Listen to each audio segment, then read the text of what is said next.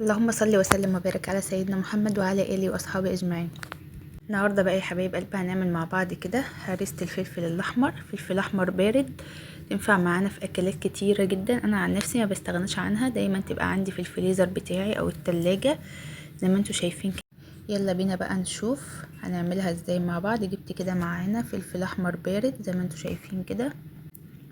هنا الفلفل الاحمر ده بلدي، جبت كيلو، كان حوالي 3 كيلو.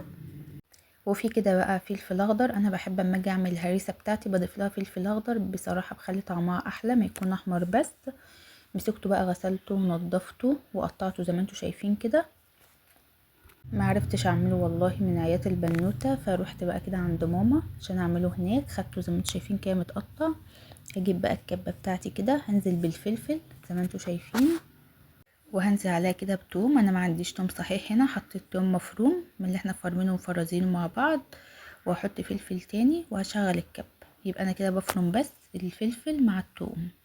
اخلص بقى كل الكميه زي ما انتوا شايفين كده، وانزل كده بالسباتولا بتاعتي الجوانب عشان الفلفل كله يبقى واخد ضربه واحده. هنزله بقى من الكبه زي ما انتوا شايفين كده.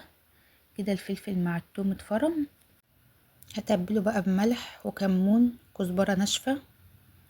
هحط كده معلقتين 3 خل، واعصر بقى حبة ليمون حلوين على حسب الكمية اللي انت حطاها، وهقلبه بقى تقليبة حلوة. وبكده يبقى جاهز معانا هريسة تحفة، عبارة عن فلفل احمر على فلفل اخضر وتوم وملح وكمون وكزبرة وخل وليمون. تعملي بقى كبدة ادها معلقة تشوحي فيها، تتبيلة بتنجان، تتبيلة السمك المقلي، حاجة كده جنان. بقى العلب بتاعتي عبيتها زي ما انتوا شايفين كده في العلب، وكده بقى بقت جاهزه معايا. انا بخزنها عندي في الفريزر، بتقعد من السنه للسنه.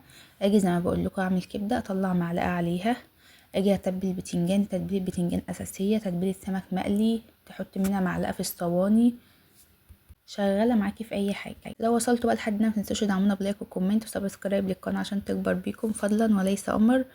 وقولوا لي بقى ايه رايكم في التتبيله اللي احنا عملناها دي. استنونا في فيديو جديد مع مطبخ سوما.